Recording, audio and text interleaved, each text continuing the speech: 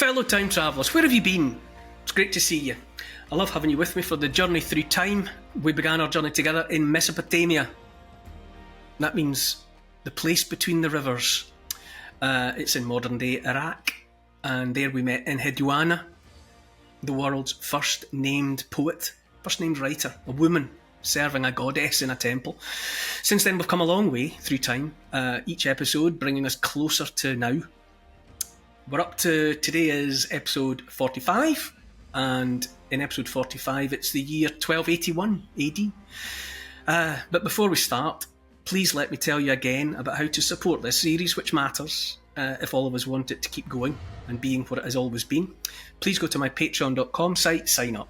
It costs about the price of a cup of coffee every month, but you become a member, you get early access to everything and exclusive access to some, including my favourite part of the week on the channel, which is a question and answer session. The whole experience, I think, is judging by comments and feedback. The members, the family, we enjoy it, knowing that there's others like us. Okay, it's now time to strap into the time machine as we set off towards the next stop in my love letter to the world. Cue the music.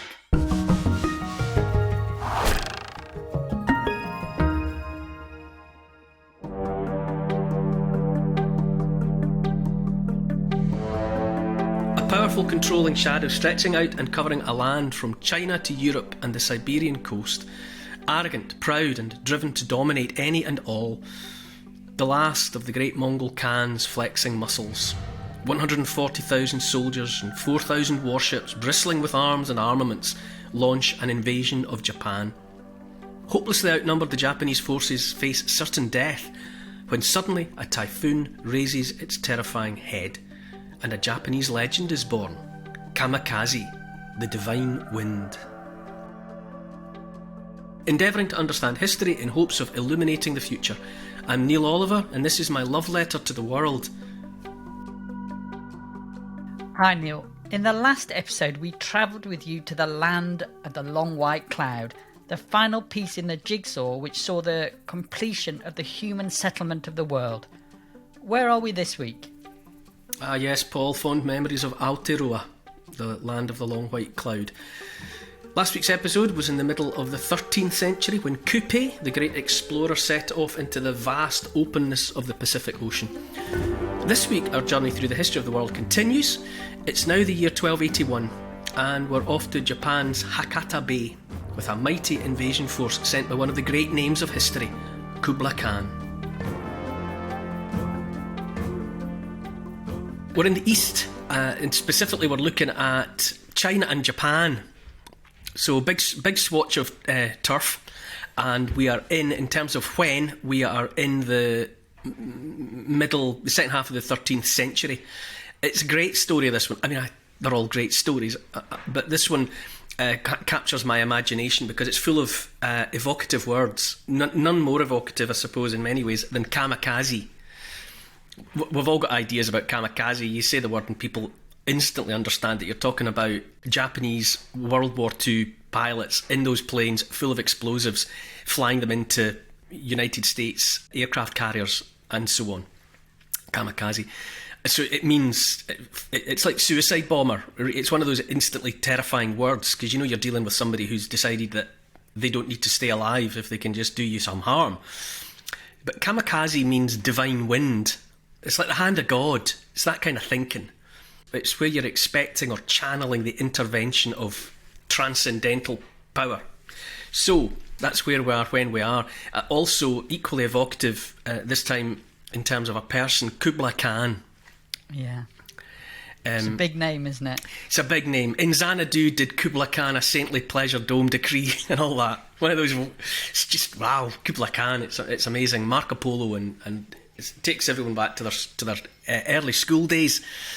So it's got a lot, this one. So let's think about how this started to unfold.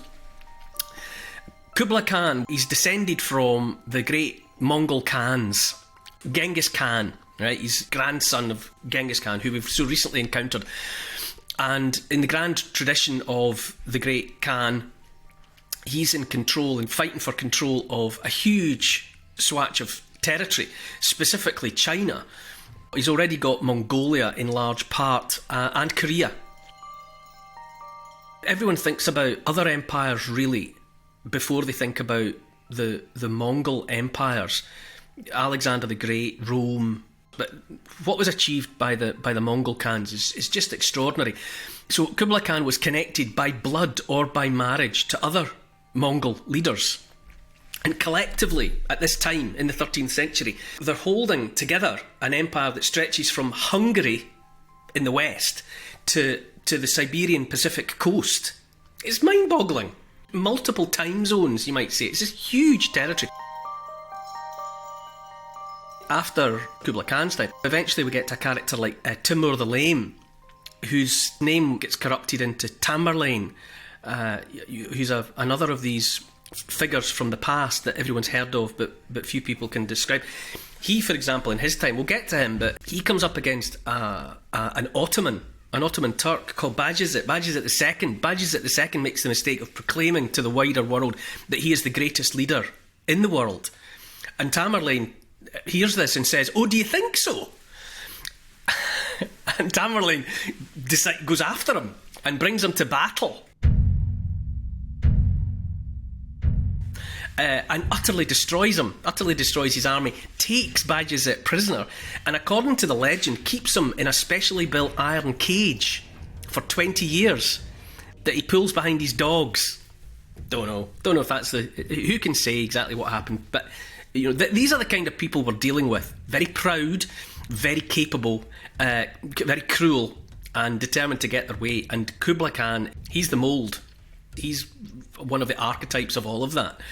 So, let's say in 1266, all right, so Kublai Khan is, at this point, is still in the thick of it with the Song dynasty. And what he does, all these guys, they've got this idea in their heads, culturally and religiously, they believe that they are put on earth by God to rule over everybody else.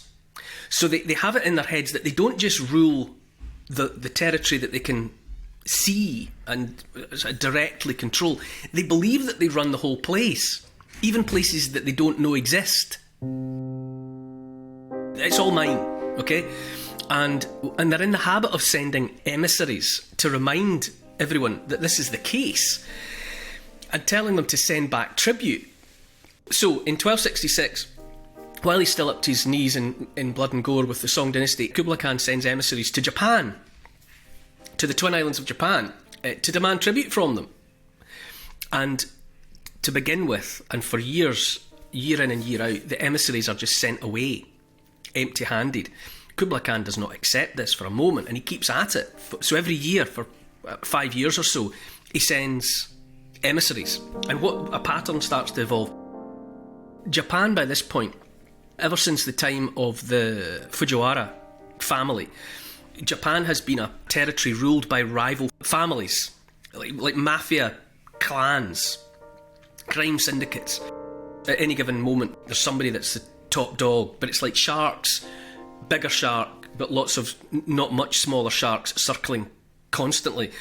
And the whole thing is run by the shogun, who is the sort of military commander. There is an emperor. There's an emperor of Japan at any given moment, but the emperor of Japan at any given moment is controlled by the shogun. He either agrees with what the shogun wants to do and is left in peace, or every now and again an emperor might decide to maybe dispute what a shogun is doing, but then they just get crushed. So the shogun runs it. So during this time when Kublai Khan is sending his emissaries to try and exact tribute from Japan, the shogun is just sending out fleets of ships to intercept the incoming Chinese fleet and send it back. So this is what happens. This is, over and over again. Finally, in 1274, when Kublai Khan is increasingly confident that he's pretty much got China under control, he's pretty much defeated the Song dynasty, he sends an armada 900 ships strong. Now think about that. This is the 13th century, and he sends 900 ships.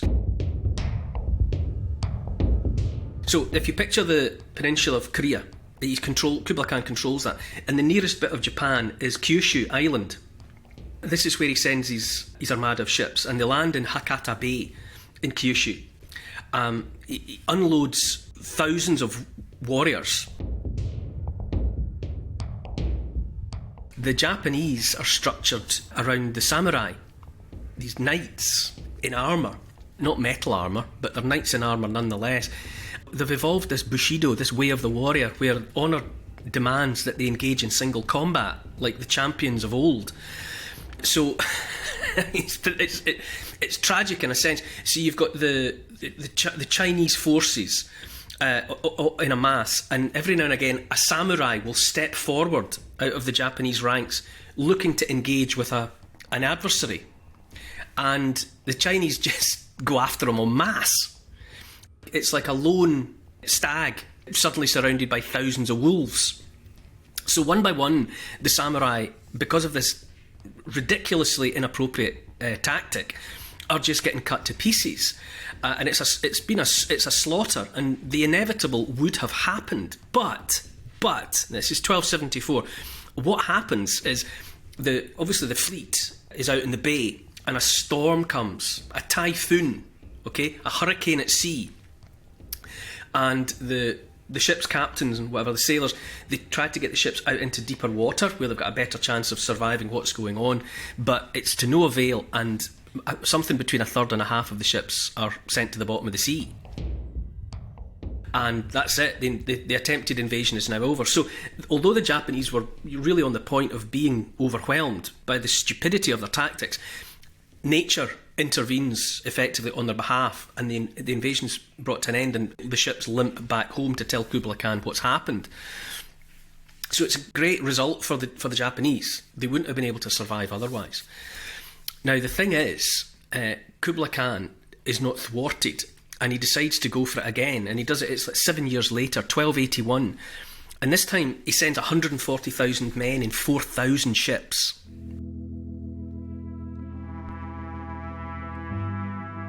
It's still a Japan of an emperor.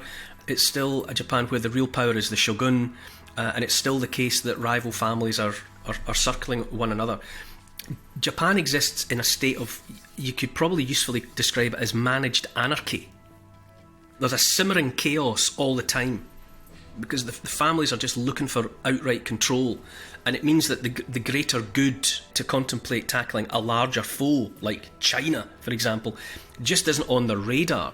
And so they are institutionally weakened by this obsession that they've got with doing things the way they're doing them.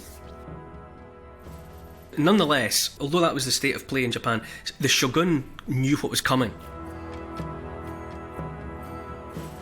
This process, this tactic, this self-belief that Kublai Khan has, where he keeps sending these emissaries who turn up in the court of the emperor, or they go to the shogun and they say, you have to send back tribute, which is, well, wealth, gifts, tax. I mean, call it whatever you want, but an act of submission, tribute. Ultimately, as well, the up the ante, demanding that the emperor himself come to the Chinese capital and kowtow. There's another word everyone's heard. Kowtow literally means lie flat on the floor and bump your head in an act of obeisance to your superior. This is what Kublai Khan is demanding of the Japanese emperor, and of course the shogun won't let this happen. The emperor might be a puppet, but he's the shogun's puppet, and he's not having him going banging his head on the floor for anybody else. Japan just won't wear it.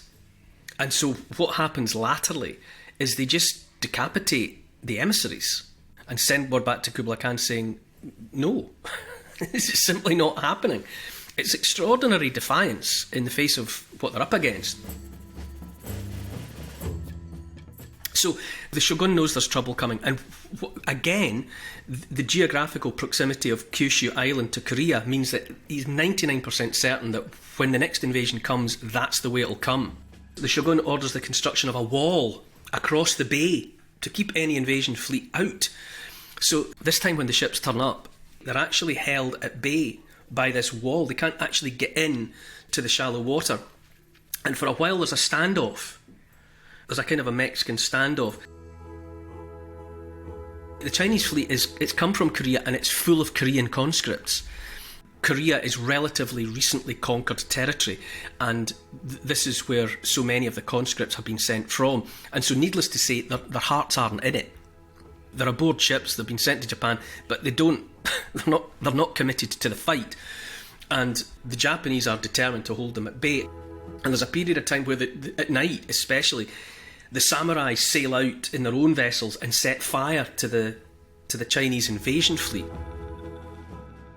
Have the Japanese got any chance against this huge fleet if they land? It's hard to call, isn't it? But I would say the best guess would be no, they don't. They are numerically outnumbered. The force arrayed against them is overwhelming on paper, added to which the Japanese insist on fighting in this archaic manner. Those Korean conscripts, let's say, when they come, they are simply prepared to act in coordinated units in a way that we would recognise. The Japanese, because of this thing they've got, because of this Bushido, the way of the warrior, the rival families, all of these individual knights, these samurai, they want the glory of single combat. It's hopelessly antiquated. They're using the wrong tactics in the wrong place at the wrong time against the wrong enemy. They face oblivion. All the smart money would say that on both occasions the deck was stacked in Kublai Khan's favour. The date is the 15th of August, 1281. What happens? A storm comes. The ship's captains, they're experienced mariners, but there's nothing they can do about it. It comes at them so quickly that the vast majority of Kublai Khan's fleet, like 4,000 strong, is just destroyed. It's just sent to the bottom of the sea. Handfuls of warriors make it ashore, swimming, whatever, floating ashore on wreckage, and the samurai just hunt them down one by one and in groups and slaughter every last one of them. So the whole thing, once again, is a disaster.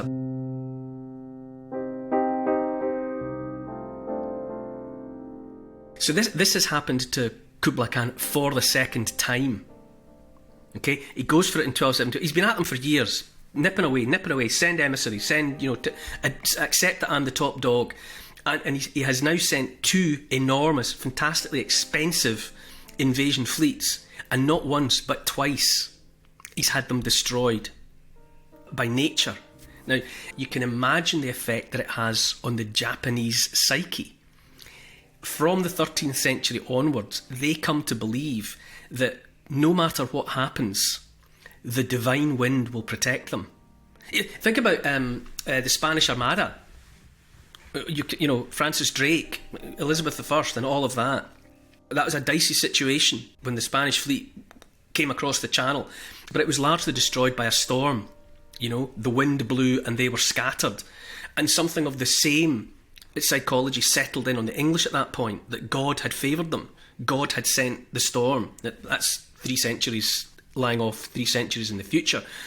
But the double win of the two storms that saved Japan when otherwise all was lost, that's a hook that lodges deep in the Japanese psychology, and the barb fixes, and it never goes away. This belief in the kamikaze, the divine wind, all the way up to and including war with the United States of America, World War II. And they believe, enough of them believe, that even against the might of the United States and everything that the United States can bring, the divine wind will save them again. And that's why those pilots are called kamikaze, because they sort of take natural law into their own hands and imagine that they can become the divine wind, that they will manifest the divine wind and push back the invader, just as happened during the time when they were under threat from Kublai Khan. Here comes the next big, superior in strength invader, but the divine wind will hold them back. And that, ultimately, was Japan's undoing.